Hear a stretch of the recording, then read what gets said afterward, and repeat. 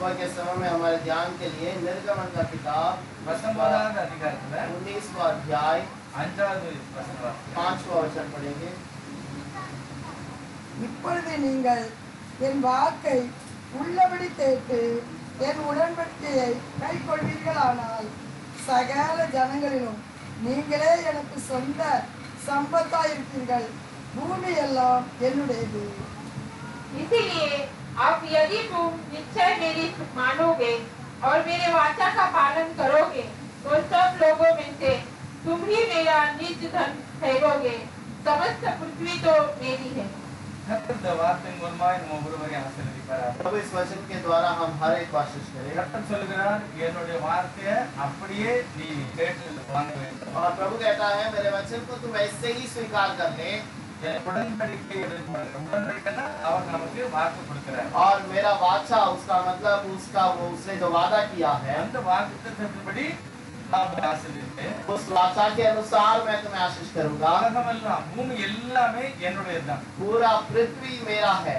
ஆகவே நான் உங்களை நல்ல மாதிரி உயர்ந்த இடத்துல உயர்த்தி வைப்பேன்। और उसी प्रकार मैं तुम्हें अच्छे स्थान पे ऊंचे स्थान पे रखूंगा। இப்படிப்பட்ட ஒரு வாக்குத்தத்தத்தை இஸ்ரவேல் ஜனங்களுக்கு கர்த்தர் சொல்கிறார்। और ऐसे एक वाग्दान की बात को प्रभु यीशु इस्राएलियों को देता है। எகிப்திலிருந்து வெளியே வந்து 3 மாசம் கழித்து இந்த வார்த்தையை சொல்கிறார்। और मिस्र से आने के बाद 3 महीने के बाद इस वचन को कहता है। தேவனுடைய வாக்குத்தத்தத்தை நான் கவனமாக வாசித்து அதை ஒப்பு கொடுக்கும்போது உலகத்துல எல்லா பொல்லாத சூழ்நிலையிலிருந்து நம்மளை விலக்கி உயர்ந்த இடத்துல வைப்பார்। और प्रभु के बातों को वचन को सुनकर हम उसको स्वीकार करके रखते हैं तो सारे चीजों में प्रभु हमें बढ़ाता है। எல்லாரும் ஜெபம் பண்ணுங்க। हम सब प्रार्थना करेंगे। நல்லவரே உம்மை ஸ்தோத்திரிக்கிறோம்। अच्छे प्रभु धन्यवाद। நீர் உம்முடைய மனதில் நினைத்த அந்த மகிமையான எண்ணத்துக்காக நன்றி சொல்கிறோம்। और आपने जो मन में बहुत अच्छे विचार को हमारे लिए रखे उसके लिए எல்லா धन्यवाद। காட்டிலும் நான் உங்களை மேன்மையாக வைப்பேன்னு சொல்லியிருக்கேன்। सारी चीजों में मैं तुम्हें बढ़ा के रखूंगा करके कहा, इसलिए धन्यवाद। எல்லா ஜனங்களை காட்டிலும் दुनिया के सारे लोगों से बढ़कर கிறிஸ்தவர்களை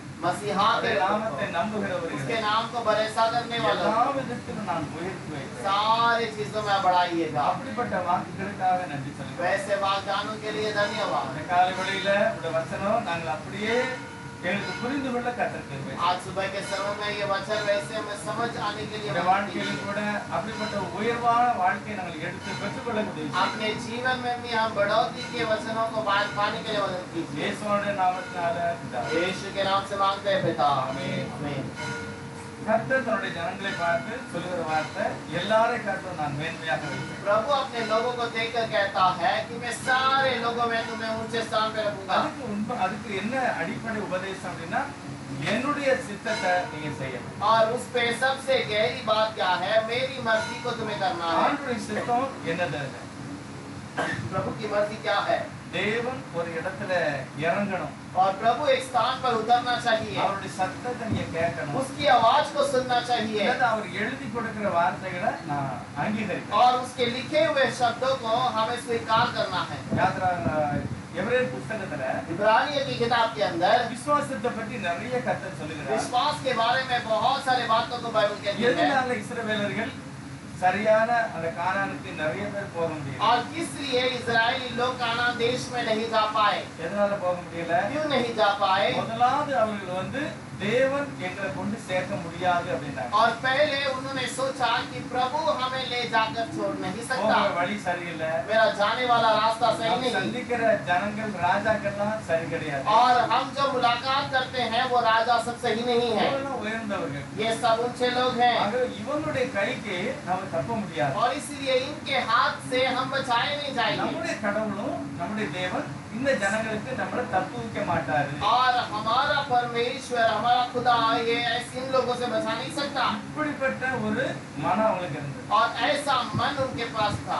அவங்க தவறு செய்தாங்க, பாவம் செய்தாங்க, அதெல்லாம் பிறகு वो गलत करते थे, पाप करते थे, वो सब बाद में की बात है। அடிப்படையான வசனம் என்ன சொல்லுதுன்னா, लेकिन उनका मुख्य क्या बात है? அவர்கள் அவிசுவாசத்தினாலே அந்த தேசத்தை சுதந்திரிக்க वो முடியும்। अविश्वास के कारण उस देश का अधिकार नहीं हो पाए। தேவன் மேல ஒரு நம்பிக்கை இல்லாம போனாங்க। प्रभु के ऊपर का कोई भरोसा न रहा, அதனாலதான் பாவம் செய்தாங்க। इसीलिए उन्होंने पाप किया। பாவம் செய்ததுனால அவங்க போகலன்னு சொல்ல முடியாது। और पाप किया नहीं है इसलिए वो गए नहीं करके नहीं बोल सकते। முதலாவது ஆண்டவரை அவிசுவாசித்தார்। और पहले उन्होंने प्रभु को विश्वास किया இந்த காரியம் இவரால செய்ய முடியாது. और ये काम इनके द्वारा नहीं हो सकता। தாவீது சொல்லுகிறார், இஸ்ரவேலர் என்று சொன்னாங்களா?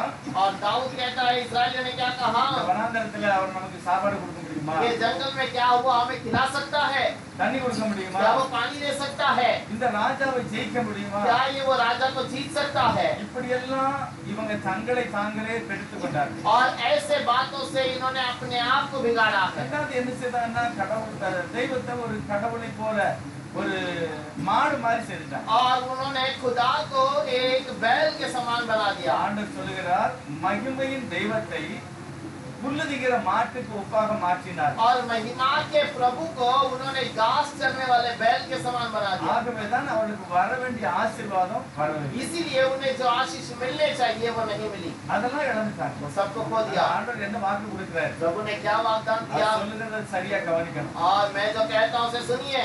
அதெல்லாம் நீ கீழ்ப்படிஞ்சா ये सारे चीजों का पालन करोगे, எல்லாவற்றிலும் உயர்ந்து வை. सारे चीजों में तुम ऊंचे स्थान पे रहोगे। ஒரு டாக்டர் ஒரு முறை சொல்றாரு, एक डॉक्टर एक बार कहते हैं, ஒரு மனுஷனுடைய சரீரத்தை நம்ம பார்த்தோம் அப்படின்னா, एक मनुष्य के शरीर को यदि हमने देखा அவனுக்கு கொடுக்கப்பட்ட வேலை, और उसको दिया गया एक काम, எதெல்லாம் சாப்பிடணும் எதெல்லாம் சாப்பிடக்கூடாது, क्या क्या खाना है क्या नहीं खाना அவனுடைய है, உடம்பை அனுசரித்து அவன் நடந்து கொண்டா, और उसके शरीर को यदि सोच के चले 1000 வருஷம் ஆனாலும் இந்த சரீரம் ரிப்பேர் ஆகிறதுக்கு சான்ஸே இல்லை. और कितना भी अधिक हो जाए तो ये शरीर खराब होने का खराब ही नहीं होगा, ஏன்னா அப்படி அவர் படைத்திருக்கிறார். कि प्रभु ने इसे ऐसे बनाया है। ஆனா நம்முடைய தவறான நம்முடைய தவறான யோசனை இதனால நம்ம சரீரம் பாதிக்கப்படுது. लेकिन हमारा गलत चाल चलन और गलत सोच के कारण ये शरीर के अंदर हानि होती है। கர்த்தர் நல்லவர், प्रभु भला है, அவர் நம்மள ஏதாவது கெட்டு போகக்கூடிய அளவுக்கு நம்மள அவர் படைக்கல. प्रभु हमें बिगाड़ने के समान नहीं बनाया। நல்லா வாழ வேண்டும் என்று படைத்தார். प्रभु चाहता है कि हम अच्छी जीवन बिताएं, நல்ல உயர்ந்த இடத்துல இருக்கணும் அது விரும்புகிறேன். और प्रभु चाहता है कि हम अच्छे ऊंचे स्थान पे रहें। ஆனால் அந்த திட்டத்தை நான் புரியும் போது ஆசீர்வாதம். लेकिन उस इच्छा को जब हम समझ लें तो हमारे लिए आशीष है। அவரோட பாஸ்டர் சாட்சி சொன்னார். गोवा के पास्टर ने गवाही को दिया, கேரளால இருந்த கன்னியாகுமரி டிஸ்ட்ரிக்ட்ல मैं केरल में कन्याकुमारी डिस्ट्रिक्ट में था, நல்லா சாராயம் குடிப்பேன். मैं बहुत दारू पीता था, ஆனா கோவால இடத்துக்கு இடம் சாராயம் கடை. और गोवा में हर कोने में आपको दारू का दुकान मिलता है। ஆகவே கோவால நமக்கு வேலை கிடைச்சுன்னா நல்லா குடிக்கலாம். और गोवा में काम मिल जाए तो और अच्छा पी सकते ஆகவே हैं। சொந்தக்காரங்களை கூப்பிட்டாங்க, நான் அவர்கிட்ட வந்து வேலை பார்த்தேன், நல்லா குடிச்சேன். इसलिए रिश्तेदारों ने यहाँ पर काम के लिए बुलाया, मैं वहाँ पर आया और यहाँ पर अच्छा दारू पिया। குடிக்கிறதுக்காக வேண்டியே கோவாக்கு வந்தேன். मैं यहाँ पर दारू पीने के लिए ही गोवा आया था, ஆண்டவர் என்னை ஒரு நாள் சந்தித்தார். लेकिन प्रभु एक दिन मुझसे मुलाकात நான் किया। மனஸ்தாபப்பட்டேன். मैं बहुत मन में पश्चाताप किया, நான் தப்பு பண்ணிட்டேன்னு சொன்னேன். प्रभु मैंने गलती किया करके அடுத்து कहा। ஜெபம் பண்ணேன். मैं रो कर கர்த்தர் प्रार्थना என்னை की। ஏற்றுக்கொண்டார். प्रभु ने स्वीकार किया। நான் ஊழியக்காரனா இருக்கேன். आज मैं यहाँ पर सेवक हूँ। 10,000 ரூபாய் और संडे 10,000 ஒரு மாசத்துக்கு 10,000 வாடகை. वो 10,000 एक महीने के लिए उस कलीसिया को जहाँ चलाते हैं, उस कलीसिया का भाड़ा लेते 7 हैं। மணிக்கு ஒரு இடத்துல ஆராதனை. सुबह 7 बजे और एक जगह पे आराधना चलाते हैं, 10 மணிக்கு ஆராதனை. एक जगह पर 10 बजे की आराधना, ஒரு இடத்துல. இது எல்லாமே சாயங்காலம் 2 இடத்துல இது எல்லாமே அவர் செய்கிறார். और शाम को और 2 जगह पे ये आराधना चलता है। பெங்களூர் இடத்துக்கு போச்சுன்னா நான் போயிட்டோம். और हमें एक जगह पर जाने के लिए कहा, हम चले गए। அவர் சரியா 10 மணிக்கு தான் வந்தாங்க. 10 மணிக்கு தான் ஆராதனை. वहाँ पर 10 बजे का आराधना, वो 10 बजे के करीब आए थे, 10 மணிக்கு வந்தார். वो 10 बजे आए। சபையில் உள்ள பிள்ளைகள் அதாவது அங்க உள்ள சில எல்டர் மூப்பர்லாம் பார்த்தீங்கன்னா அந்த மாதிரி ஆராதித்தார். और वो कलीसिया के एल्डर और वो जो वहाँ पर जो बुजुर्ग हैं वो सब इतना अच्छे से आराधना चलाए। இந்த பாஸ்டர் எனக்கு ரொம்ப பழக்கம் கிடையாது, நமக்கு அறிமுகம் இல்லை. ये पास्टर हमें आधा अधिक पहचान नहीं था, देखा उनसे ज्यादा मुलाकात भी नहीं की, ஊர்ல தான் பேசணும். फोन में ही बात की है। அவரை நல்லா பார்த்தது ஆராதனை அன்னைக்கு தான், சண்டே காலையில தான். और संडे के दिन में आराधना में ही मैं उन्हें ठीक से पहली बार देखा। சொன்ன உடனே சொல்றாரு, சண்டே எங்க சபையில சேர்த்து கொடுங்க. और उनसे बातें करने के समय पर उन्होंने कहा, संडे आप हमारे कलीसिया में संदेश दीजिए। நான் வந்த நோக்கம் ஒண்ணு.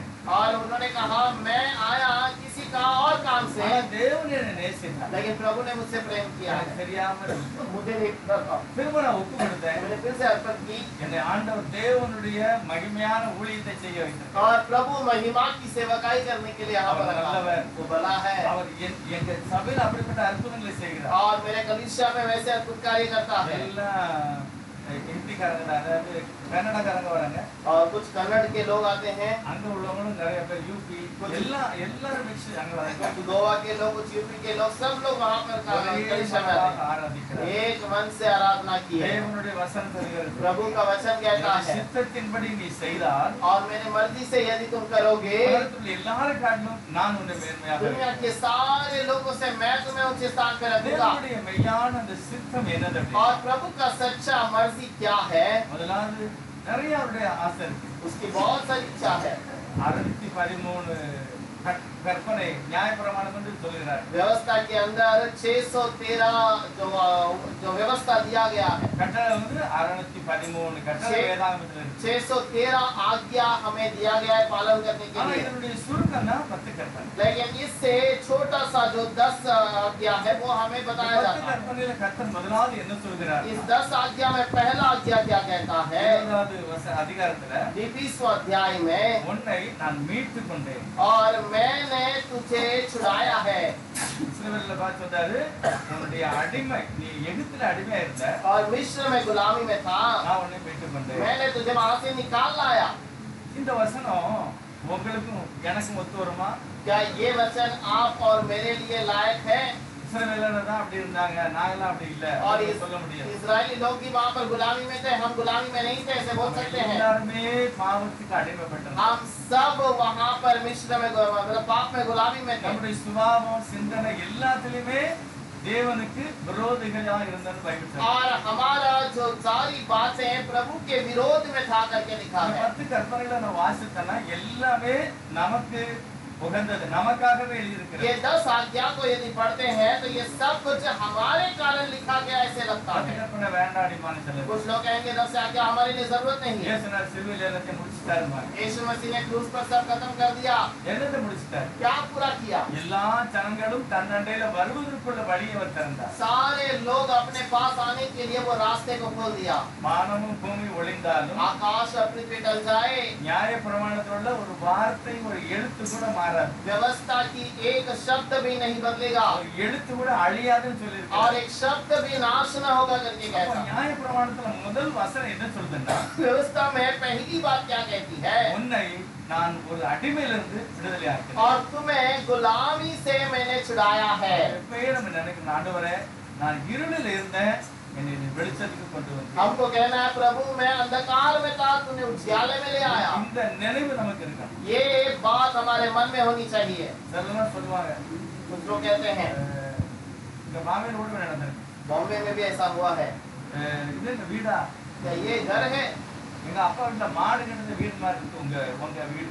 आपका घर जो है ना, मेरा पिता के घर में बैल बांधने वाला जो जगह है वैसा दिखता है। புருஷனை பார்த்தா பேசிருக்காங்க, अपने पति को देखकर कहा, எங்க வீட்டுல மாடு கட்டுவாங்கல்ல, அதுக்கு கூட விடாதையா உன் வீடு. और हमारे घर में जो बैल गाय बांधते हैं उसके भी लायक नहीं है तुम्हारा घर। இப்படி எங்க சமாதானம் இருக்கு? कैसे वहाँ पर समाधान होगा? ஆண்டவர் எல்லா ஜனங்களையும் பார்த்து சொல்லுகிறார், प्रभु सारे लोगों को देखकर कहता है, எல்லாரும் அடிமைகளா இருந்தீங்க, तुम सब गुलामी में थे, பாவத்துல இருந்தீங்க, तुम सब पापी थे, இருட்டில் இருந்தீங்க, अंधकार में थे, நானோ உங்களை அங்கிருந்து வெளியே கொண்டு வந்து मैंने तुम्हें वहाँ से बाहर ले आया। எத்தனை பேரை கொண்டு வந்திருக்காரு? कितने लोगों को प्रभु लेकर आया है? இல்ல எல்லாருமே முதல்ல வெளிச்சத்துல தான் இருக்குமா? क्या हम सब पहले से उजियाले में हैं? நம்ம எல்லாரும் இருட்டில் இருந்தோம், हम सब अंधकार में थे மூட நம்பிக்கையில இருந்தோம், और अंधविश्वास में थे மூட பக்தியில இருந்தோம். और व्यर्थ भक्ति में थे। இயேசு என் மேல இறக்கம் வைத்து என்னை நல்ல இடத்துல கொண்டு வந்தார். लेकिन प्रभु मेरे ऊपर अनुग्रह कर कर मुझे अच्छे स्थान पर ले आया। கர்த்தர் சொல்கிறார், இதை நீ மறக்கவே கூடாது. और इसीलिए प्रभु कहता है इससे कभी भूलना नहीं। நீ போட்டிருக்கிற துணி ஆண்டவர் கொடுத்தார், और तूने जो वस्त्र पहना है ये प्रभु ने दिया है। சாப்பிடுற சாப்பாடு கர்த்தர் तू கொடுத்தார், जो खाना खाता है वो प्रभु देता है। கொடுக்கிற சுகவாழ்வு கர்த்தர் கொடுத்தார். और तुझे जो चंगाई का जीवन है प्रभु ने तुझे दिया है। எல்லாம் தேவன் இரக்கமாய் கொடுத்தார். ये सब कुछ अनुग्रह से प्रभु तुझे दिया है। கையின் திறமை அல்ல, मेरा हाथ का काम क्या है?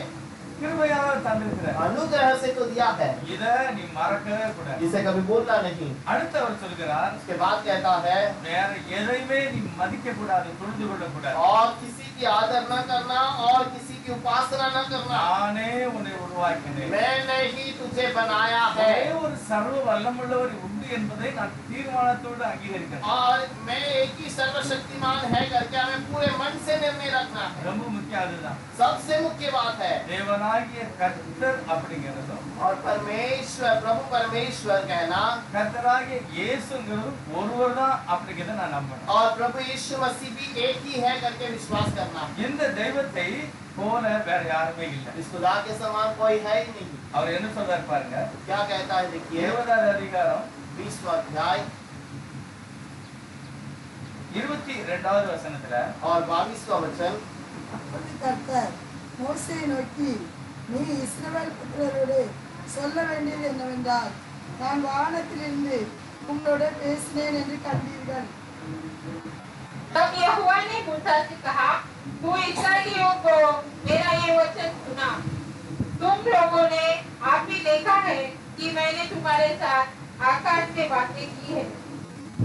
இந்த வசனத்தை நம்ம பார்க்கும்போது கர்த்தர் சொல்கிறார், इस वचन को देखने के समय पर प्रभु कहता है, கர்த்தர் மோசேயை நோக்கி प्रभु ने मूसा से कहा இஸ்ரவேல் ஜனங்களோட என்ன சொல்லணும் தெரியுமா? इस्राएलियों से क्या करना है कहना है पता है? நான் வானத்திலிருந்து பேசினேன் அப்படின்னு போய் சொல்றேன். मैं आकाश से बातें किया करके कहना। இது உண்மையா? क्या ये सच है? 19வது அதிகாரம் என்ன சொல்கிறது? 19वां वचन में क्या लिखा है? 20வது வசனத்துல 20-19 के अंदर மோசே ஜனங்களை நோக்கி, 19 के अंदर 20 கர்த்தர் சீனாய் மலையில் உள்ள கொடுமுடியில் இறங்கின போது இது என்ன போட்டிருக்கு? இந்தியமே போட்டிருக்கா? और यहोवा सीनाई पर्वत के चोटी पर उतरा और मूसा को पर्वत के चोटी पर बुलाया। என்ன போட்டிருக்கு? यहाँ पर क्या कहा है? சீனாய் மலை முச்சி एकदम டாப்ல அவர் இறங்கினார். सीनाई पर्वत के ऊंचे स्थान पर प्रभु यीशु उतर गया। ஆனா 20ல என்ன சொல்றாரு? लेकिन ये 20 में क्या कहता இவ்வளவு है? நேரம் உனக்கு கட்டளை கொடுத்தேன் பாரு, मैंने अब तक जो आज्ञा तुझे दिया है பேசணும் பாரு, और तुझसे जो बातें அது நான் की சீனாய் மலையில இருந்து பேசல, और वो मैंने सीनाई पर्वत से नहीं किया, வானத்திலிருந்து பேசினேன். मैंने आकाश से बातें की। எப்படி முடியுது? ये कैसे हो सकता है? இறங்கி நிக்கிறது சீனாய் மலையில. और उतर कर खड़ा रहा सीनाई पर्वत पर அவர் சொல்ற நான் மேல இருந்து தான் பேசினேன் और அப்படிங்கிறார். वो कहता है मैं ऊपर से ही बातें किया। அது எப்படி? ये कैसे हो सकता है? அதுதான் சர்வ வல்லமுள்ள தேவன். यही तो सर्वशक्तिमान प्रभु है। அவருடைய பாதம் சீனாய் மலையில और இருந்தது. उसका पैर सीनाई पर्वत पर था।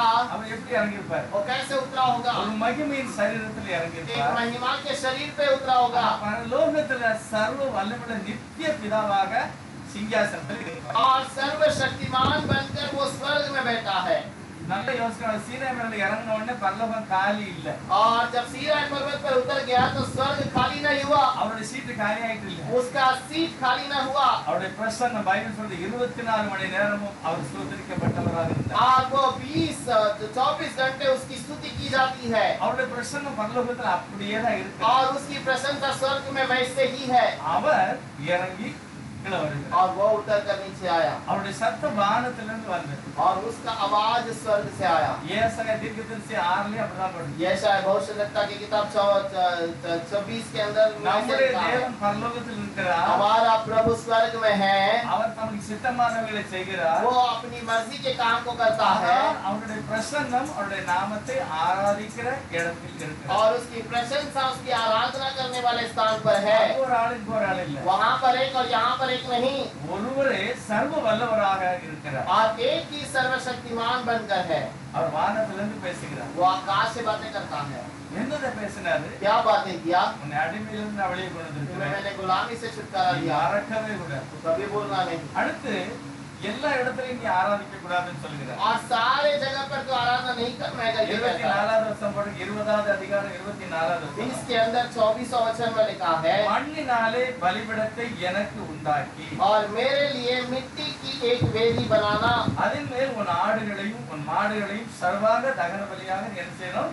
சமாதான பலியாக செலுத்தலாம். और अपनी भेड़ बकरियां जहाँ जहाँ है अपने नाम के स्मरण करके उसको बलि चढ़ाना। முக்கியமானது அடுத்த வசனம். और उसके बाद अगला वचन, அது என்ன பண்றான்? நான் मैं, கர்த்தர் சொல்றாரு, மோசே பார்த்து சொல்றாரு, நான் प्रभु कहता है मैं என் நாமத்தை பிரஸ்தாபப்படுத்துகிற இடம் ஏதோ அந்த இடத்துக்கு தான் நீ வரணும் அப்படிங்கிற. अपने नाम का स्मरण जहाँ करूंगा वहाँ पर मैं आकर तुम्हें आशीष दूंगा। நான் என் நாமத்தை பிரஸ்தாபப்படுத்தும் எந்த ஸ்தலத்திலும் உன்னிடத்தில் வந்து உன்னை ஆசீர்வதிப்பேன். मेरे नाम की प्रशंसा करने वाले किसी भी स्थान पर आकर तुम्हें आशीष करूंगा। நிறைய சபைகள் அவங்களுடைய பிரஸ்தாபத்திற்கு और बहुत सारी कलीसिया उनकी महिमा के लिए है அவங்களுடைய மெயின் பாயிண்ட் அங்க இருக்கும். और उनका काम का उनका मुख्य बातें वहां पर होगी। இதுதான் இப்படிதான் செய்யணும். ऐसा ही पालन करना है। மோசேட்ட கர்த்தர் சொல்றாரு, लेकिन मूसा से प्रभु कहता है நான் எதை தெரிஞ்சுக்கிறேனோ அந்த இடத்துக்கு தான் நீ வரணும். मैं जिस स्थान को चुन लिया उसी स्थान पे तुम्हें आना அங்க है என் நாமம் பிரஸ்தாபப்படும். और वहां पर मेरा नाम ऊंचा किया जाएगा। அவருடைய நாமம் இயேசு. उसका नाम यीशु है। அவர் ரட்சிக்கிறவர், वो उद्धार करता, பாவத்திலிருந்து விடுதலை पाप से ஆக்குகிறவர். छुटकारा करने वाला। ஆகவே இயேசு என்கிற நாமம் எங்க பிரஸ்தாபமா இருக்கோ அங்கதான் நீ ஆராதி. यीशु का नाम जहाँ पर है उसी जगह पर वो आएगा। அங்கதான் நான் ஆராதிக்கணும், அங்கதான் வந்து என்னை ஆசீர்வதிப்பார். उसी जगह पर वो आएगा, उसी जगह पर उसकी आराधना करना है। ஆசீர்வாதம் அப்படின்னா என்னது? आशीष का मतलब क्या है? அவரை நம்புகிறது, उसको भरोसा करना। நம்முடைய வாழ்க்கைக்குரிய சகலத்தை அவர் தருகிறது. हमें जो जीवन में जरूरत है सारा सब कुछ देना। இந்த உலகத்துல இப்ப நம்ம இந்திய தேசத்துல பெரிய பெரிய பணக்காரங்களா இருக்காங்க. हमारे भारत देश में बहुत सारे अमीर लोग हैं। அவங்க கிறிஸ்தவங்களா இருக்கலாம், क्या वो मसीहा के हैं कि हिंदू परिवार के हैं? இந்துக்கள் தான். वो हिंदू परिवार के हैं। அந்த பொருளாதாரத்தை கர்த்தர் சொல்லல. प्रभु उससे उनके धन को नहीं कहता। ஆண்டவருடைய நீதி வித்தியாசமானது. परमेश्वर की धार्मिकता अलग है அவர் எப்படி எப்படி ஜனங்களுக்கு கொடுக்கிறார். और वो कैसे उन बातों को लोगों को देता है। அவன் பிரயாசப்பட்டு வேலை செய்ய சாப்பிட்டு और तू मेहनत कर, तू कमा और तू खा ले। ரெண்டாவது தேவன் கொடுக்கிற பலத்தினால் और प्रभु जो सामर्थ्य में देता है அவர் வேலை செய்து और उसको कमाकर தேவனுடைய கரத்திலிருந்து ஆசீர்வாதம் வாங்கினா और प्रभु के हाथ से अगर आशीष को लिए கர்த்தருடைய हैं, ஆசீர்வாதம் இருக்கும். प्रभु का आशीष हमें मिलेगा। நிறைய ஆசீர்வாதம் கண்ணுக்கு தெரியாது, बहुत सारे आशीष हमें दिखाई नहीं देता காணப்படுகிறவர்கள் நிலையானதல்ல, और जो दिखाई देता है वो स्थिर बात नहीं, காணப்படாதவைகளே நிலைத்திருக்கிறது. और जो नहीं जो दिखाई देता है वो ही स्थिर बात है। நம்மை சுற்றிலும் ஒரு மகிமை இருக்கிறது, இயேசுவானுடைய பிரசன்னம். और हमारे चारों ओर रहने वाली प्रभु की महिमा। இன்னும் நான் எது வரைக்கும் உயிரோட இருப்பேனோ और जब तक हम जीवित हैं அது வரைக்கும் எனக்கு வேண்டிய சகல ஆசீர்வாதம் என்னை சுற்றியே और இருக்கிறது. तब तक हमारी जरूरत की सारी बातें प्रभु ने दिया है அது ஆண்டவரே और வச்சிருக்கிறார். उसे प्रभु नहीं रखा है। அதுதான் கர்த்தர் கொடுக்கிற और ஆசீர்வாதம். यही प्रभु की ओर से दिया गया आशीष। நான் விரும்பாததையும் நான் எனக்கு கேட்காததையும் அவர் தருகிறார். और जो बातें मैंने मांगा नहीं उसे भी प्रभु ने दिया। தேவன் நல்லவர். प्रभु भला है। ஒரு சில ஊழியக்காரங்களா இருக்காங்க, और कुछ सेवक हैं அவங்களும் கொஞ்சம் வித்தியாசமா வசூல் பண்ணுவாங்க. और वो अलग प्रकार से लोगों से लेते हैं। ஒருவர் சொன்னார், एक भाई ने कहा சபைக்கு வரும்போது வெறுமையா வந்தார் பிரதர். और वो कलीसिया में आया था, खाली हाथ आया था। ஆண்டவர் இப்போ அவர் ஆசீர்வதிச்சார். प्रभु ने उसे आशीष किया। ரொம்ப கஷ்டப்பட்டார், बहुत तकलीफ में था। ஆனா இப்போ ஒரு பெரிய ஸ்டோர் வச்சிருக்கிறார். अभी वो बहुत अच्छा सा बड़ा दुकान அங்க में था। அங்க எல்லாம் சாப்பிடுற ஐட்டம் எல்லாமே கிடைக்கும். वहाँ पर सब कुछ खाने के लिए मिलेगा சேவ் சூடால இருந்து ஐஸ்கிரீம்ல இருந்து தண்டா தண்ணி எல்லாமே கிடைக்கும். और पानी, ठंडा, सेब, चिवड़ा सब कुछ मिलेगा। அவர் ஒழுங்கு தசமா தரமாட்டார். लेकिन 10 मास नहीं देता। இன்னைக்கு அந்த வீட்டு அந்த கடைக்கு தான் நம்ம போகணும். आज हमें उसी जगह पर जाना है இவங்க அங்க கூப்பிட்டார். और हमें वहाँ ले गया। அங்க போன உடனே இவரே ரெண்டு மூணு தூக்கி வெளியே வச்சார் ஐட்டத்தை. और वहाँ जाते ही इन्होंने खुद कुछ सामान निकाल कर बाहर रखे। அவர் சரி இப்பதான் இது மட்டும் இல்ல இன்னும் தூக்குங்க அப்படிங்கிறாரு. और वो भाई कहते हैं इतना नहीं, आप और अधिक ले लीजिए। அதாவது ஒரு ஆளு கொடுக்கிறது தவறு இல்ல, நானே போய் கரெக்ட் இதெல்லாம் எனக்கு வேணும்னு சொல்றது தவறு. और एक आदमी खुद से देना गलत नहीं, लेकिन हम जाकर वहाँ पर अपने हक का लेना वो गलत है। தசமம் கொடுக்கல, ஒரு அதனால தசமம் அவருக்கு செய்யா. எப்படியாவது நம்ம வசூல் பண்ணணும். और इसीलिए उससे कुछ ना कुछ लेकर आना है। இப்படிப்பட்ட நோக்கம் வந்து தவறானது. ऐसी बातें गलत है। இது வந்து இப்படிப்பட்ட இது இவங்களும் பணக்காரனா ஆயிடுவாங்க. और ये लोग भी धनवान बन जाएंगे। ஏன்னா சில கடைக்கெல்லாம் போனாங்கன்னா ஒருவர் சொன்னாரு, பிரதர் எங்க பாஸ்டர் சொல்லுவாரு, அந்த காய்கறி கடையில போய் என்னெல்லாம் ஐட்டம் இருக்கோ अरा किलो वाइट हुआ ना आउट पैसे देना। और एक पास्टर कहते हैं कि आप वो बाजू वाले के पास जाकर जो जो चाहिए सब में आधा आधा किलो लेकर आइए और मैं उसको बाद में बात करूंगा। पास्टर को है ऑर्डर ना पास्टर को चाहिए और पास्टर ने क्या कमेंट है वो पास्टर से नहीं पूछेगा। आपने क्या कहा और मरद पर्सन है और क्या कमेंट है अगर वो पास्टर से मांगेगा तो पास्टर ने तुरंत उसको पलट के देगा तो नहीं मांगेगा। चलो बात को वर्ड ऐसे लोग कुछ लोगों का जीवन है इवनको पढ़ा करेला पढ़ा और ऐसा लोगों को कुछ कमी नहीं होगा, इनका धन अच्छा रहेगा ಅದು ಸರಿಯಾದ ವರ್ತಮಾನ लेकिन वो सही कमाई नहीं है। ಕರ್ತರು ನಮಗೆ ಕೊಡುம்போது தான் ಅದು ಆಶೀರ್ವಾದ। प्रभु जब हमें देता है वो आशीष है, அதுதான் ஒரு ஆசீர்வாதம்। वही तो आशीष है। எனக்குலாம் நிறைய பேர் யாராவது தனித்தனியா பணம் கொடுக்கணும் வைங்களேன், अगर आप लोग में से कोई अगर मुझे अलग से कोई दान देते हैं நிறைய பேர் எனக்கு தந்திருக்காங்க. बहुत लोगों ने दिया है। நான் அது தனியா कम से कम 12,000 ரூபாய் நான் சேர்த்து வச்சிருந்தேன். मैंने उसे जमा कर करीब 12,000 रुपए रखा था 2 வருஷத்துல. 2002 साल में। நான் ஊருக்கு போகும்போது சில ஊழியக்காரங்களுக்கு நான் கொடுத்தேன். और कुछ सेवक लोग जो गांव में जाने के समय पर हमने दिया था। இந்த 2 ஹவர்ல வந்தாருங்க பாஸ்டர். अब ये 2 घंटे में जो पास्टर आए थे, உங்களுக்கு என்னத்தை செய்யலாம் என்ன செய்ய முடியும்னு சொல்லி நான் யோசிச்சுட்டு இருக்கும்போது और जब मैं सोच रहा था कि आपके लिए क्या करूं, क्या कर सकता हूं, ஒரு பாஸ்டர் வந்து 500 ரூபாய் என் பைக்ல வச்சு பாஸ்டர் இதை நீங்க வச்சுக்கங்க வண்டியில பெட்ரோல் போடுறதுன்னு கொடுத்தாரு. अब एक पास्टर जी ने कहा आप इसे रख लीजिए, आप गाड़ी में पेट्रोल डालने के लिए ये उपयोग அந்த कीजिए। வண்டியில பெட்ரோல் இருக்கு. गाड़ी में पेट्रोल है। வந்த उन्होंने 500 ரூபாய்க்கு தான் சந்தா பழம் எல்லாம் உங்களுக்கு வாங்கிட்டு வந்தேன். अब मैं आने के बाद उसी पैसे से आपके लिए ठंडा और ये जो फल फूल सब लेकर आया। நான் ஆல்ரெடி கொஞ்சம் பைசா நான் வச்சிருக்கேன் சேர்த்து வச்சிருக்கேன். मैंने थोड़ा पैसा जमा करके रखा அவருக்கு ஒரு அமௌண்ட் கொடுத்து பாருங்க. और उनको जब मैंने कुछ दान दिया, 2 நாள் கழிச்சு எனக்கு சொன்னார் பிரதர் எனக்கு ரொம்ப சந்தோஷமா இருந்தது. और उन्होंने 2 दिन के बाद कहा कि मुझे बहुत खुश हुआ। நான் எதிர்பார்க்கவே இல்லை. मैंने नहीं सोचा, எனக்கு ஒரு பெரிய காணிக்கை நீங்க தந்துட்டீங்க. एक बहुत बड़ा दान आपने मुझे दिया எனக்கு है, ரொம்ப ஆசீர்வாதமா இருந்தது. मुझे बहुत आशीषित हुआ। ஆசீர்வாதத்தை கொள்ளவர்களுக்காகவே நான் செலவு பண்ணேன். और मैं आशीषित किए हुए लोगों के लिए मैंने खर्च किया है, கர்த்தரோட ஆசீர்வாதம். इसलिए प्रभु आपको आशीष करेगा। தேவன் நம்மை ஆசீர்வதிக்கணும். प्रभु हमें आशीष करना चाहिए, அது அப்படி நாம் முறைப்படி செய்தாதான் ஆசீர்வாதம். और वैसे रीति के अनुसार करेंगे तो आशीष है। கர்த்தர் தன்னுடைய ஜனங்களை பார்த்து சொல்கிறார், प्रभु अपने लोगों को देखकर कहता என்னுடைய है, கட்டளைகளை நீ வாசித்து அதன்படியே நடந்தன்னா और वो पालन करके उसके अनुसार चलेंगे तो, அதன்படியே நீ ஆசீர்வாதமா இருப்ப. और उसके अनुसार चलेंगे तो आशीष। முதல் கட்டளை என்னை அவர் வீட்டுக்கு கொண்டார் நான் மறக்கப்படாது. पहला आज्ञा मैं उसने मुझे छुड़ा लिया, उसे भूलना नहीं। அவர் சர்வ வல்லவர். उसके बाद वो सर्वशक्तिमान சீனாக்கல்ல இறங்கினாலும் பரலோகத்திலிருந்து பேசுவார். सीरिया पर्वत पर उतरने के बावजूद वो ऊपर से बातें किया है। என்னது அவருடைய பேரு அவருடைய நாமம் எங்க இருக்குது பிரஸ்தாவமா அங்கதான் நம்ம ஆராதிக்கிறோம். उसका नाम जहाँ पर है वहाँ पर आशीष है। ஒரு இடத்துல சொல்றாரு என் நாமத்துல நீங்க எங்க போடுனாலும் நான் அங்க வருவேன் இருக்கேன். और जगह पे कहता है मेरे नाम से जहाँ पर भी इकट्ठे होगे तो बुलाओगे तो मैं आऊंगा। இயேசு சொன்னார்ல यीशु ने कहा உலகத்தின் முடிவு பரியந்தம் சகல நாட்களில் நான் உங்க கூட இருப்பேன். दुनिया के अंत तक मैं तुम्हारे संग रहूंगा। என் நாமத்தில் இயேசு என்ற நாமத்துல நீங்க எங்க கூடி ஜெபம் பண்ணாலும் நான் உங்க மத்தியில இருக்கிறேன். यीशु के नाम से जहाँ पर भी इकट्ठे होगे तो मैं आऊंगा। இதான் பழைய ஏற்பாட்டுல கர்த்தர் சட்டமா சொல்லுகிறார், நான் என் நாமத்தை பிரஸ்தாபப்படுத்தின இடத்துல நீ வரணும். और इसीलिए प्रभु कहता है मेरे नाम को ऊंचा करने वाले उस स्थान पर तुम्हें आना है। அடுத்து அவர் என்ன சொல்றாருன்னா நீ துதி சொல்லுகிறதுல மதிக்கிறதுல கவனமா இருக்கணும். और तीसरा वो क्या कहता है, आदर करने में महिमा करने में आगे रहना है। இயேசு சொல்லுகிறார் என்னிலும் அவன் பிள்ளையையோ மனைவியோ அப்பாவையோ அம்மாவையோ அதிகமாய் நேசித்தால் எனக்கு அவன் தகுதி இல்லை அப்படிங்கிறார். और प्रभु कहता है मुझसे बढ़कर अपने माता पिता बच्चों से या पत्नी से किसी से भी प्रेम करता है तो वो मेरा योग्य नहीं।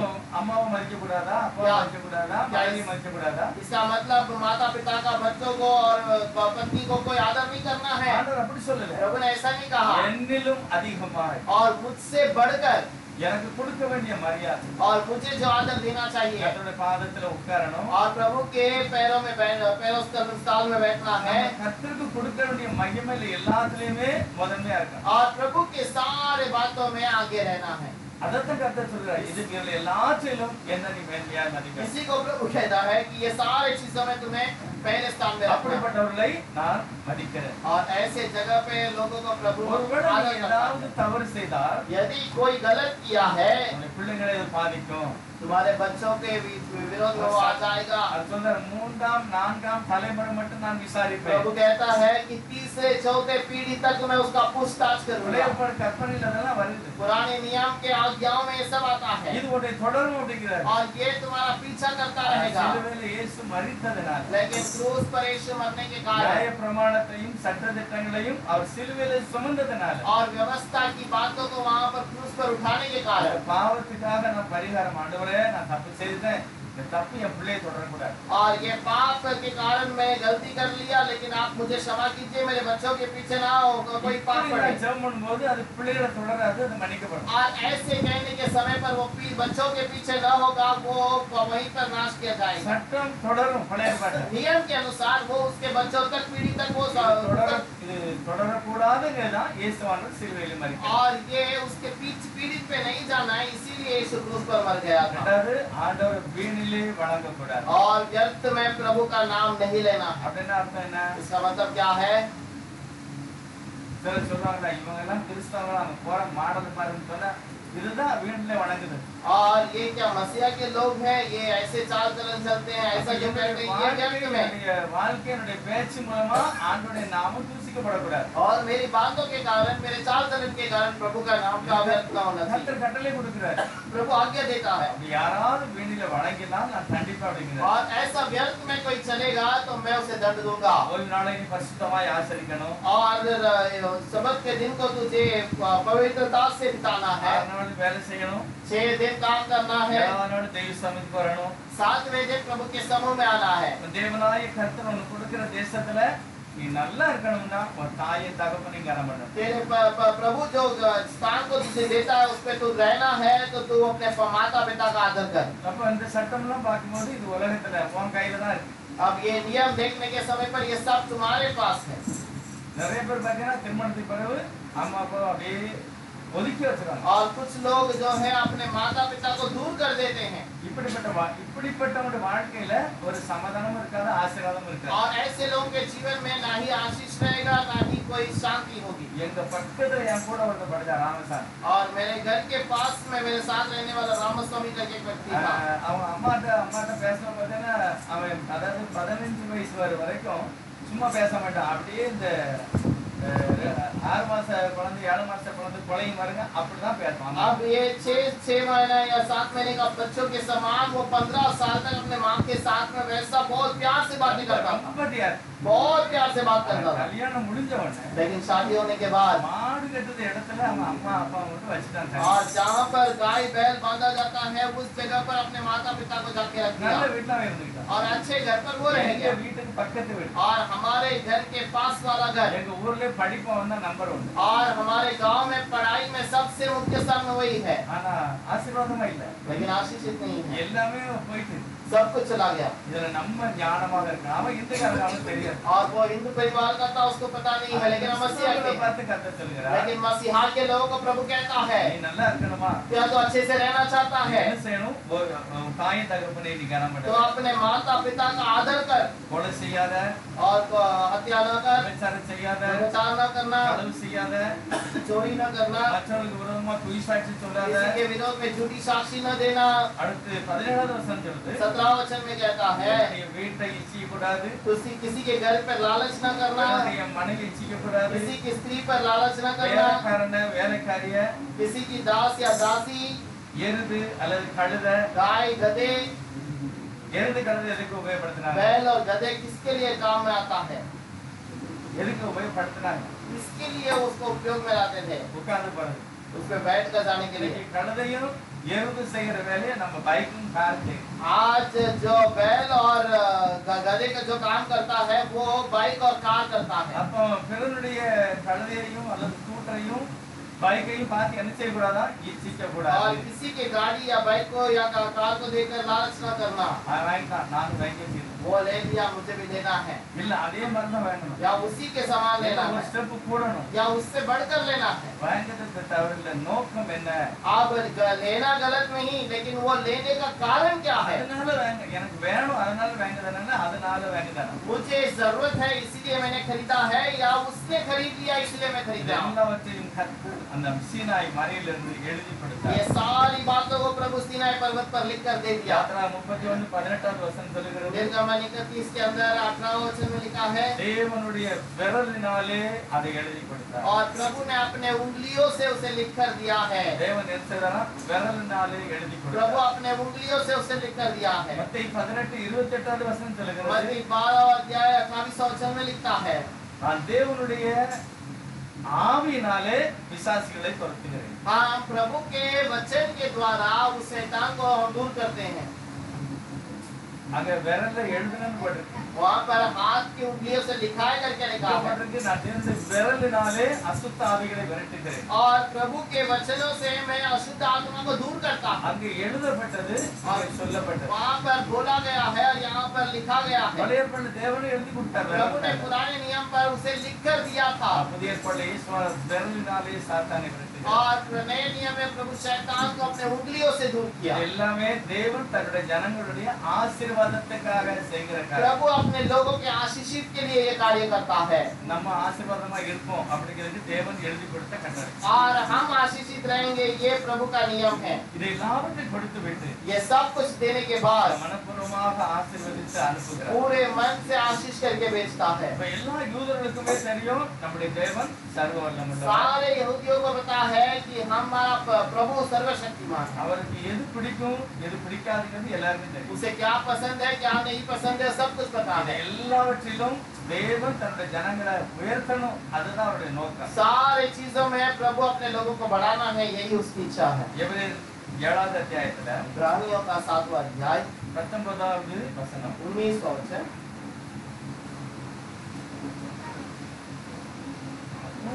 நியாயப்பிரமாணமானது ஒன்றையும் பூரணப்படுத்தவில்லை, அதிக நன்மையான நம்பிக்கையை வருவிப்பதோ பூரணப்படுத்துகிறது. அந்த நம்பிக்கையினாலே தேவனிடத்தில் சேருகிறது.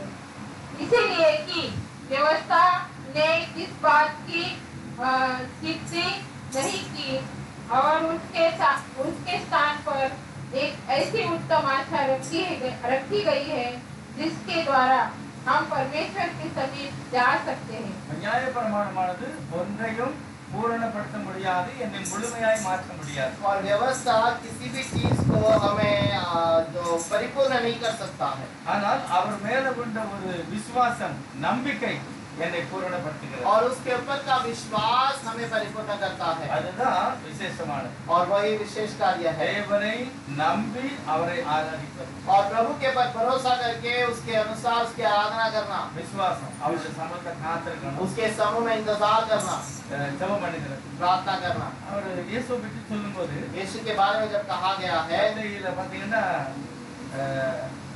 மார்க் 6:46 வசனத்துல, मार्कुस का 6:47 के अंदर, லூக்கா 6:12, और लूक 6:12 யோவான் 6:15 और यूहन्ना 6:15, இதுல போட்டிருக்கு அவர் தனித்து இருக்கும்படி ஒரு மலையின் மேல் ஏறி உட்கார்ந்தார். और वहाँ पर लिखा है कि वो अकेलेपन में रहने के लिए एक पहाड़ पर जाकर बैठा। எதனால தனித்திருக்கணும்? क्यों अलग रहना चाहता है? தேவனை குறித்து தியானிப்பது. प्रभु के ऊपर ध्यान करना। அவர் எப்படிப்பட்டவர்? वो किस प्रकार का है? வாழ்க்கைக்கு எல்லாத்தையும் அவர் செய்யணும். मेरे जीवन में सब कुछ वो कर सकता है। நான் பயப்படக்கூடாது, इसलिए मुझे डरना நான் नहीं, அவிசுவாசப்படக்கூடாது. मैं विश्वास नहीं அவர் करना। சர்வ वो வல்லமையுள்ளவர். सर्वशक्तिमान அவர் है। எழுதி கொடுக்கிற வார்த்தையெல்லாம் என்னுடைய ஆசீர்வாதத்துக்காக. और जो लिख कर दिया है सब मेरे आशीष के लिए। இதெல்லாம் நான் தியானிக்கணுங்கிறதுக்காக வேண்டி இயேசு எல்லாத்தையும் செய்து காமிக்கிறார். और ये सब कुछ करने के लिए यीशु ने किया है। இயேசு ஒரு மலையில் தனித்திருந்தார். यीशु एक पहाड़ पर अकेले में था। இன்னொரு இடத்துல இருக்குது அவர் மலையின் மேல் தனிமையாய் ஜெபம் பண்ணினார். और एक जगह पर लिखा है कि वो पहाड़ पर अकेले में प्रार्थना कर रहा था। அவர் சர்வ சிருஷ்டிகர். वो सर्वशक्तिमान है। அவரு தண்ணிக்கு மேல நடக்கிறாரு, वो पानी के ऊपर चलता है, தண்ணீரை திராட்சை ரசமா மாற்றுகிறாரு, पानी को द्राक्ष रस में बदल देता है, செத்துப்போனவனை எழுப்புகிறாரு. मरे हुए को जिलाता है। இன்னும் அவருக்கு என்ன தேவை? और उसको क्या जरूरत है? ஒண்ணுமே அவருக்கு தேவையில்லை. कुछ भी जरूरत नहीं। பழைய ஏற்பாட்டுல நாளைக்கு சாமி ராஜா சங்கீதத்தில் எழுதியிருக்கிறார். पुराने नियम में दाऊद राजा भजन संहिता में लिखता है, ஆண்டு சொன்னார், எனக்கு ஏதாவது பசியா இருந்தா நானே அடிச்சு சாப்பிடுவேன். मैं अगर भूखा है तो मैं खुद कुछ मार के खा लूंगा, அவன்கெல்லாம் ஒண்ணு கேட்க மாட்டேன். ऐसे नहीं मांगूंगा। அதனால எனக்காக நீ ஏதாவது தரணும்னு ஆசைப்படாத. इसलिए मेरे लिए कुछ देने के लिए सोचना नहीं। பயபக்தி உள்ளவனாகிறது, भय भक्ति के साथ रहना, தாழ்மை உள்ளவனாகிறது, नम्रता से रहना, கர்த்தருக்கு பயப்படு. परमेश्वर का भय मानना, இதுதான் உன்னுடைய ஆசீர்வாதம். यही तेरे लिए आशीष है। தேவன் என்னை உயர்ந்த இடத்தில் வைப்பதற்கு ஆசைப்படுகிறார். प्रभु मुझे ऊंचे स्थान पे रखना चाहता है। ஆதாமை ஏவாளையும் ஒரு வனாந்தரத்துல கொண்டு அவர் விடல. आदम और हवा को उसने कोई जंगल में लाकर नहीं छोड़ दिया, செழிப்பான இடத்துல ஏதேன் தோட்டத்துல விட்டு விட்டார். अच्छा फलदार एदेन बगीचे में छोड़ा है। அங்கதான் நல்ல சந்தோஷமா இருந்தாங்க. वहां पर ही तो खुशी है। எத்தனை வருஷம் இருந்தாங்க? इतने साल तक रहे தெரியவே தெரியாது. उसका कुछ पता नहीं। ஒருவேளை 1000 வருஷம் கூட அவங்க வாழ்ந்திருக்கலாம், शायद 1000 साल रहे होंगे, 2000 வருஷம் கூட வாழ்ந்திருக்கலாம். 2000 साल रहे होंगे, யாருக்கும் தெரியாது. किसी को नहीं पता। எப்பொழுது பாவம் செய்தார்கள், लेकिन जब पाप किए அதுக்கு பிறகு அவங்க 1000 வருஷம் வாழல. उसके बाद वो 1000 साल नहीं रहे। எப்பொழுது பாவம் செய்தார்களோ அப்பொழுது பாவத்தின் தண்டனை வந்தது. जब पाप किए तो पाप का दंड मिल गया। அதுக்கு பிறகுதான் அவங்களுக்கு 1, 2 ஆரம்பிக்கும். उसके बाद उनका उम्र 1, 2 करके बढ़ना शुरू हुआ, 700, 700 செத்து போயிட்டாங்க. और और 700-800 साल में मर गए। பாவம் செய்வதற்கு முந்தி அவனுடைய வயசு கணக்கிடப்படல. उसके पहले उनका पाप करने के पहले उनका उम्र का गिनती नहीं था। இடம் மாறிட்டு வனாந்தரத்துக்கு போயிட்டாங்க. और वो वहां से जंगल की ओर चले गए। நீதான் பிரயாசப்படணும். अभी तुझे ही मेहनत करना है। இப்படிப்பட்ட நிறைய காரியங்களை ஆதாமுக்கு கர்த்தர் நியமித்தார். ऐसे बहुत सारे कार्यों को आदम को प्रभु ने दिया। புதிய ஏற்பாட்டில் लेकिन नए नियम में தேவன் அதிசயமாக தன்னுடைய ஜனங்களை ஆசீர்வதிக்கிறார். प्रभु अद्भुत रीति से अपने लोगों को चलाता है। ஒண்ணுமே இல்லாத இடத்துல கூட ஒன்று வந்துச்சு. जहाँ कुछ नहीं है वहाँ पर कुछ आ गया। அவர் சொல்றாரு, நீ விசுவாசித்தா அந்த மலையவே பேத்து தள்ளிடலாம் அப்படி. अगर तू विश्वास करता है तो ये पहाड़ को उखाड़ कर फेंक सकता है। நீ ஆசீர்வதித்தா அந்த ஆசீர்வாதம் தான் तू அப்படிங்கிறார். आशीष करेगा तो वो आशीषित होगा। உன்னால முடியாதது ஒண்ணுமே இல்லைன்னு கூட இயேசுப்பா சொல்கிறார். तुझसे ऐसा कोई काम नहीं जो नहीं हो सकता है। மார்க் 16:14 சொல்கிறார், मार्को 16:16 में कहता है சுகம் அடையும். तू छुएगा तो चंगा होगा, நீ தொட்டா அது எழும்புவாங்க. तू छुएगा तो उठ जाएंगे। எல்லாம் கல்வாரி சிலுவையில ஆண்டவர் நமக்காக ரத்தம் சிந்தப்பட்ட பிறகு இந்த மகிமையான ஆசீர்வாதம். और प्रभु का महिमा की बात को उस क्रूस पे जीतने के बाद दिया है। அவன் நல்லா இருக்கணும், हमें अच्छा से रहना है, ஆசீர்வாதமா இருக்கணும். आशीषित रहना है, ஒரே ஒரு வழி தெய்வத்தை நம்புகிறது தான். प्रभु के ऊपर भरोसा करना அவருடைய கற்பனைக்கு கீழ்ப்படிகிறது. और उसके आज्ञा को पालन करना। என்னால ஒண்ணுமே இல்லை, அவர்தான். मुझसे कुछ नहीं होगा, वही करेगा। தாவீது ராஜா அப்படிதான் சொல்லுகிறார். दाऊद राजा ऐसे कहता, இதுவரைக்கும் நான் நடந்து வந்தது நான் எம்மாத்திரம் ஆண்டவரே. अभी तक मैं जो आया हूँ प्रभु मैं किस लायक हूँ, என் வீடு எம்மாத்திரம். मेरा घर किस लायक है। என் கரத்திலே வாங்கி உமக்காக கொடுத்தேன். आपके हाथों से लेकर आप ही को देता हूँ। இந்த நிலை இருந்தவர்களே நான் வளர்ந்து கொண்டே இருப்போம். और ये केवल रहेगा तो हमारे जीवन में बढ़ोतरी ஆசீர்வதிக்கப்படுவோம். आशीषित होगा। அது முன்னால ஒரு தடவை ஊருக்கு போயிருக்கும்போது हम पहले एक बार गाँव जाने के समय पर அந்த திருவாரூர்ல ஒரு ஊருக்கு போனோம். तिरुवारूर में एक गांव में गए थे। அது ஒரு 80 வருஷத்துக்கு முன்ன கட்டப்பட்ட ஒரு வீடு. वो करीब 40-80 साल के पहले बनाया हुआ घर है। அந்த ரூட்டா நாங்க வாரோம்னு சொன்ன உடனே அவங்க எங்க வீட்டுக்கு வாங்க நாங்க சாப்பாடு ஆக்கிட்டாங்க. और उस रास्ते पे हम आ रहे हैं करके कहा तो उन्होंने कहा हम खाना बनाएंगे, आप आ जाएंगे। அவர் அரசன்ல வேலை பார்த்து நிட்டட், அவருக்கு வயசு 70 கிட்ட இருக்கணும். और वो गवर्नमेंट में काम करके वो रिटायर्ड हो चुके हैं, करीब 70 उम्र रहेगा। நல்ல பணக்காரங்க. अच्छा धनवान है। அவர் சொன்னாரு, எங்க அப்பா எங்க அம்மாவுக்கு அவங்க அப்பாவுக்கு அவங்க ஒரு மகன். और उनके पिता के लिए वो एक ही बेटी थी। எங்க அம்மாவுக்கு எங்க தாத்தா கொடுத்த வீட்டுல தான் நான் உட்கார்ந்துருக்கேன். और मेरे माँ को मैं उनके पिताजी ने जो घर दिया उसी घर पर मैं बैठा हूँ। தாத்தா அரசாங்கத்துல வேலை, और मेरे दादाजी गवर्नमेंट में काम करते थे। அப்பா கவர்மெண்ட்ல வேலை, मेरे पिता भी गवर्नमेंट में काम करते நானும் கவர்மெண்ட்ல வேலை. थे, मैं भी गवर्नमेंट में था। ஆகவே நல்ல தண்ணி போடுவேன், इसलिए अच्छा दारू पीता था ரோட்ல நின்று வண்டியை மறிப்பேன். और बीच रोड सड़क पे खड़े रहकर गाड़ी को அப்படி रुकाता था। நேரத்துல தான் அந்த பாஸ்டர் வந்து எங்க வீட்டுல ஜெபம் பண்ணி எனக்கு ஆலோசனை கொடுத்தாரு. और उस समय पर ये पास्टर जी हमारे घर में प्रार्थना करके मुझे तसल्ली की बातें बताई। கொஞ்சம் கொஞ்சமா வாழ்க்கை மாறிச்சு. थोड़ा थोड़ा जीवन बदल गया। திரும்பவும் தண்ணி போடுவேன். फिर दारू पीता था ஆனா ஒரு நாள் அழுது ஒப்பு கொடுத்தேன். और एक बार रोक कर अर्पण किया அப்ப நான் மாறிட்டேன். और मैं बदल गया। ஆனா என் தலை உள்ள ஒரு புடைச்சல், ஒரு வேதனை இருந்தது. और मेरे सर के ऊपर ना कुछ ऐसी बातें मुझे दबाती ரொம்ப रहती நாளா हैं, இருந்தது. बहुत समय से। ஆனா நீங்க எல்லாம் வந்து சாப்பிட்டு ஜெபம் பண்ணிட்டு போனீங்க பாருங்க. आप पिछले समय पर आके प्रार्थना करके गए நீங்க ஜெபம் பண்ணி கொஞ்ச தூரம் போனீங்க, நான் போன் அடிச்சேன் உங்களுக்கு. और आप प्रार्थना करके थोड़े दूर बाहर गए तो हमने आपको फोन किया। பிரதர் ஜெபம் பண்ண உடனே இப்ப நல்லா இருக்கு. आप प्रार्थना किया तो अब सही हो चुका है। இப்போ கர்த்தருடைய கிருபையினால திரும்ப இப்ப அந்த ஆளை பார்க்க முடிய சான்ஸ் இருக்கு. और वो व्यक्ति को फिर से मुलाकात करने के लिए मौका मिला। அப்பதான் நான் கர்த்தரை ஆராதிக்கிறேன், और मैं प्रभु की आराधना நான் करता அவரை हूँ, நம்புகிறேன். मैं भरोसा करता हूँ நான் என் மனைவி விட சந்தோஷமா இருக்கேன். और मैं और मेरी पत्नी इस जगह पर अच्छे से शांति से உண்மையிலே அந்த கர்த்தருடைய ஒரு பிரசன்னம் இருக்கும்போது தான் ஆசீர்வாதம். प्रभु की प्रशंसा रहने के समय पर आशीष है।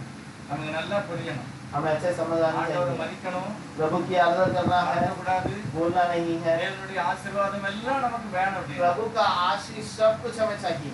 அவருடைய நாமத்தை நான் தொழுது கொள்ள வேண்டும். उसके नाम को नमन करना है। அவருடைய நாமம் எங்க பிரஸ்தாபப்படுகிறதோ அந்த இடத்துல நம்ம என்ன செய்யணும்? उसके नाम की जहाँ पर महिमा की जाती है वहाँ पर हमें रहना। நம்மளே நம்ம வீட்டுக்குள்ள அவருடைய நாமத்தை பிரஸ்தாபப்படுறதா எப்படி இருக்கும்? और हम अपने घर पर प्रशंसा करेंगे तो कैसे होगा? நம்ம வீடே ஒரு பெரிய சபையா மாறி, हमारा घर एक कलीसिया बन அது जाएगा, பரலோகமா மாறி, वो स्वर्ग बन जाएगा, நம்ம ஆசீர்வாதம் वहाँ पर தான். आशीष होगी, இருளுக்கு अंधकार के लिए அதிகாரத்தை कोई स्थान नहीं। கர்த்தர் நம்மளை மகிமையான ஆசீர்வதிக்கப்பட்ட குடும்பமாய் நம்மளை காப்பாரார். प्रभु हमें महिमा का आशीषित किया हुआ परिवार के கடைசி समान ஒரு बनाए। வசனம் வாசிக்கணும். आखिर में एक वचन पढ़ेंगे, ஏசாயா தீர்க்கதரிசி புத்தகத்துல यशायाह भविष्यद्वक्ता का किताब 25வது அதிகாரம் 25वां अध्याय 6வது 7வது வசனம். 7 और 8 ஏசாயா இது நிமித்தம் சாபம் தேசத்தை பட்சித்தது, அதன் குடிகள் தண்டிக்கப்பட்டார்கள், தேசத்தார் தகிக்கப்பட்டார்கள், சிலர் மாத்திரம். ஏசாயா 25ல 6வது வசனம். 25 के अंदर 6 சேனைகளின் கர்த்தர் சேனைகளின் கர்த்தர் இந்த மலையில சகல ஜனங்களுக்கும் ஒரு விருந்தை ஆயத்தப்படுத்துவார். அது கொழுமையான பதார்த்தங்களும் பழமையான திராட்சரசமும் ஊனும் நினைவும் உள்ள பதார்த்தங்களும் தெளிந்த பழமையான திராட்சரசமும் நிறைந்த விருந்தாயிருக்கும். हिंदी में पढ़ेगा 25 से 7वां वचन ऐसाया 7 पढ़ेगा 7 जो पर्दा सब देशों के लोगों पर पड़ा है, जो घूंघट सब जातियों पर लटका हुआ है, उसे वो इस पर्वत पर नष्ट करेगा. அடுத்ததா ஒரு மலையிலே ஒரு பெரிய யாகத்தை கர்த்தர் செய்வார். और वहां पर लिखा है कि एक बहुत बड़ा पर्दा प्रभु वहां पर उस पर्वत से निकालेगा. இல்ல ஒரு கொழுமையான பந்தியை அவர் ஆயத்தப்படுத்துவார். अच्छी बाती की जो भोजन को तैयार करेगा. சேனைகளின் கர்த்தர் மலைக்கு மேற்படி செய்வார். सेनाओं का यहोवा ऐसा कार्य करेगा करके 6वें वचन पर लिखा. உயர்ந்த திராட்சரசம் और वो अच्छा दाखरस நல்ல பதார்த்தம் और अच्छा भोजन वस्तुएं நல்ல நிறைவான ஒரு விருந்து. और एक भरपूर भोजन है. 7வது வசனம் சொல்கிறது 7वां वचन में कहता है எல்லா ஜனங்களுக்கு மேல மூடி இருக்கிறத நான் எடுத்துடுவேன். और सारे लोगों के ऊपर रहने वाली बात को मैं निकाल दूंगा. 7வது வசனம் சொல்கிறது 8वां वचन में कहता है யார் எடுக்கா இயேசுவானவர் எடுக்கிறார். அவர் कौन लेता है? यीशु मसीह वहां पर कहता है எடுத்து சொல்ற அவர் वो மரணத்தை ஜெயமாக விழுங்குவார். और मरण को जय के रूप में स्वीकार करेगा. கர்த்தராகிய தேவன் எல்லா முகங்களிலிருந்து கண்ணீரை துடைத்து और प्रभु सारे चेहरे में से आंसू को पोंछकर தமது ஜனத்தின் நிந்தையை பூமியில் இராதபடி முற்றிலும் நீக்கி விடுவார். और अपने लोगों के निंदन को परिपूर्णता से दूर करेगा. கர்த்தரே இதை சொன்னார். और प्रभु ने ऐसे किया है. அடுத்த வசனம் வாசிக்கலாம். अगला वचन में लिखा है 9वां वचन காலத்திலே அக்காலத்திலே இதோ இவரே நம்முடைய தேவன், இதோ இவரே நம்முடைய தேவன், இவருக்காக காத்திருந்தோம், இவருக்காக காத்திருந்தோம், இவர் நம்மை ரட்சிப்பார், இவர் நம்மை ரட்சிப்பார், இவரே கர்த்தர், இவரே கர்த்தர், இவருக்காக காத்திருந்தோம், இவருக்காக காத்திருந்தோம், இவருடைய ரட்சிப்பினால் களிகூர்ந்து இவருடைய ரட்சிப்பினால் களிகூர்ந்து மகிழ்வோம் மகிழ்வோம் என்று என்று சொல்லப்படும். उस समय यह कहा जाएगा, देखो हमारा परमेश्वर यही है, हम इसी की बात जोते आए हैं कि वह हमारा उद्धार करे. यहोवा यही है, हम उसी की बात जोते आए हैं, हम उसी से उद्धार पाकर मगन और आनंदित होंगे. மலையிலே கொடுக்கப்பட்ட நியாயப்பிரமாணம் और पर्वत पर दिया गया व्यवस्था மனுஷனால செய்ய முடியாத ஒரு சில முடியல அவங்களால. मनुष्य से जो नहीं हो सकता वैसी बातें. அந்த நியாயப்பிரமாணம் ஒரு மனுஷனை முழுமையாய் மாற்ற முடியாது. और वो व्यवस्था कुछ लोगों को ऐसे नहीं बदल सकता. ஆகவே தேவனே மலையில வந்து இறங்கி और इसीलिए प्रभु खुद उस पर्वत पर उतरकर மலையில பலியாகி और उस पर्वत पर बलि चढ़ाकर மரணத்தை ஜெயமாக விழுங்கி मरण को जय के रूप में स्वीकार करके அந்த மனுஷருக்கு மேல இருந்து நீக்கி போட்டார். और वो मनुष्य से दूर कर दिया. இப்ப ஜனங்க சொல்றாங்க இவர்தான் நம்முடைய தேவன், अब लोग कहते हैं यही हमारा प्रभु है. இவருக்கு தான் காத்திருந்தோம், इसी का तो इंतजार कर रहे थे அவர் கொடுக்கிற ரட்சிப்பிலே நான் சந்தோஷமா இருக்கோம் और उसका उद्धार में हम आनंदित हैं. சொல்லப்படும் அப்படின்னு ஏசாயா சொல்லிட்டார். और ऐसा कहा जाएगा ऐसे करके ऐसा ही कहता है. அதுதான் நடந்திருக்கிறது. वही बात हुई है. உண்மையிலே கர்த்தர் இந்த வார்த்தையின்படியே நம்மை பாதுகாத்து ஆசீர்வதித்தார். जरूर इस वचन के अनुसार प्रभु आशीष करके चलाता है. நாம் ஆசீர்வதிக்கப்பட்டவர்கள், हम आशीषित किए हुए हैं. நாம் உயர்ந்த இடத்துக்கு அழைக்கப்பட்டவர்கள், हम ऊंचे स्थान में बुलाए गए हैं. மேன்மையாக அழைக்கப்பட்டவர்கள். महिमा में बुलाए गए हैं. இந்த நிலையில நான் வளரும்போது கர்த்தர் நிச்சயமாக என்னை உயர்த்தி ஆசீர்வதிப்பார். ऐसे बढ़ने के समय पर प्रभु जरूर हमें आशीष கர்த்தர் करेगा. நம்மை ஆசீர்வதிப்பார். प्रभु हमें आशीष करेंगे. நம்ம எல்லாரும் ஜெபம் हम सब प्रार्थना करेंगे.